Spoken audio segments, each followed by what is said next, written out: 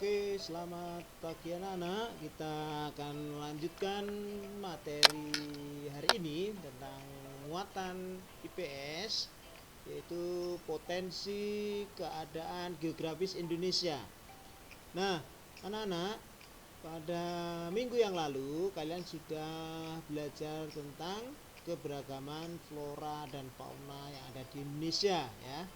Nah, pagi ini kita akan belajar tentang potensi keadaan geografis Indonesia. Nah, apa aja yang dimaksud dengan potensi, kemudian apa yang dimaksud dengan geografis. Nah, mari kita simak penjelasan berikut. Nah, potensi adalah kemampuan yang dimiliki dan sangat mungkin dikembangkan. Sedangkan geografis adalah letak suatu daerah. Nah, jadi potensi keadaan geografis Indonesia adalah kemampuan yang dikembangkan dan memajukan yang dimiliki oleh negara Indonesia. Nah, anak-anak, 4 potensi yang akan kita bahas pada materi potensi keadaan geografis Indonesia, yaitu pertama potensi ekonomi, potensi penduduk atau sosial, yang ketiga potensi budaya, yang keempat potensi transportasi ya. Baik, kita akan bahas satu persatu, yaitu yang pertama adalah potensi ekonomi. Tanah Indonesia sangat subur ya. Berbagai jenis tanaman dapat tumbuh di Indonesia. Indonesia juga disebut sebagai negara agraris karena sebagian besar penduduknya berprofesi sebagai petani ya. Indonesia juga disebut negara maritim karena Indonesia memiliki wilayah perairan yang sangat luas dibandingkan dengan negara lainnya. Negara Indonesia juga memiliki letak yang sangat strategis karena berada di antara 2 benua dan 2 samudra. Indonesia memiliki wilayah perairan yang menjadi bagian penting dalam pelayaran dan perdagangan internasional. Beberapa di antaranya adalah Selat Malaka, Selat Sunda, dan Selat Lombok. Sehingga Indonesia menjadi pelabuhan transit yang ramai dikunjungi oleh kapal-kapal dagang dari berbagai negara. Dengan keadaan wilayah Indonesia yang strategis tadi, sehingga profesi yang dimiliki oleh masyarakat Indonesia sudah sangat beraneka ragam. Ada yang menjadi usaha pertanian, ada usaha perdagangan, usaha jasa, dan juga usaha industri. Yang kedua adalah potensi penduduk. Jumlah penduduk Indonesia adalah terbesar keempat di dunia. Jumlah penduduk usia produktif di Indonesia juga cukup besar.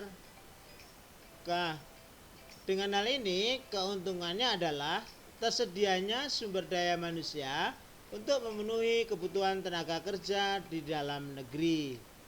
Adapun hal yang mendukung kualitas penduduk Indonesia, nah yang pertama yaitu pemerintah memberi bantuan biaya pendidikan bagi setiap pelajar di Indonesia melalui Kartu Indonesia Pintar atau KIP. Yang kedua, kualitas sumber daya manusia dapat ditingkatkan melalui pendidikan yang berkualitas. Nah, yang ketiga, pendidikan memberi bekal berupa pengetahuan dan keahlian dalam bekerja, sehingga kualitas penduduk Indonesia ditunjang dengan pendidikan yang baik di negara Indonesia. Selanjutnya yaitu potensi budaya. Sebagai negara kepulauan, penduduk Indonesia tinggal secara berkelompok di masing-masing pulau. Penduduk di setiap pulau membentuk kelompok masyarakat yang berkembang menjadi sebuah suku bangsa. Setiap suku bangsa memiliki budaya yang berbeda-beda. Budaya tersebut berupa pakaian tradisional, makanan tradisional, lagu tradisional, senjata tradisional, rumah adat, atau alat musik tradisional. Indonesia memiliki ratusan suku bangsa. Dapat kamu bayangkan betapa banyaknya budaya yang bangsa kita miliki ini. Ada ribuan makanan tradisional Indonesia yang sangat lezat. Ada pula ratusan pendidikan seni daerah yang menarik untuk disaksikan. Nah, keragaman budaya daerah ditambah keindahan alam memiliki potensi pariwisata yang besar. Jika pariwisata dikelola dengan baik, akan banyak turis lokal maupun mancanegara yang datang ke Indonesia. Nah, kita dapat memperkenalkan budaya melalui pementasan seni dan budaya Indonesia di luar negeri. Kita juga dapat mempromosikan pariwisata Indonesia melalui jaringan internet. Materi yang berikutnya, potensi transportasi.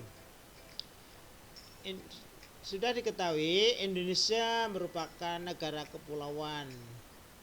Sebagai negara kepulauan, sarana transportasi berperan sangat penting dalam menghubungkan penduduk di suatu pulau dengan penduduk di pulau lainnya. Oleh karena itu, potensi di bidang transportasi sangatlah besar. Transportasi di Indonesia sudah lengkap dalam berbagai akses jalan, baik jalur darat, laut, maupun udara.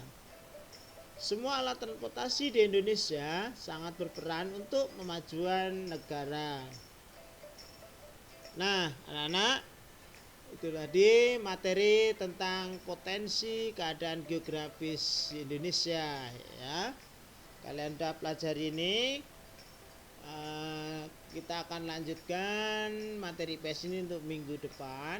Nah, sekarang kalian akan menjawab pertanyaan-pertanyaan untuk tugas kalian setelah kalian mempelajari materi tadi ya. Yaitu yang pertama, bagaimana cara masyarakat memanfaatkan sumber daya alam yang melimpah tersebut. Yang kedua, mengapa manusia merupakan penentu keberhasilan pembangunan. Yang ketiga, apa jenis budaya daerah yang sampai mancanegara ya. Yang keempat, bagaimana caramu ikut melestarikan budaya tersebut. Nah, anak-anak, jawabannya Pak Guru tunggu ya. Kalian boleh lihat di buku kalian atau cari di Google. Nah, jangan lupa kirim ke WA Pak Guru setelah selesai ya. Terima kasih. Dan Pak Guru akhiri selamat siang, sampai bertemu kembali.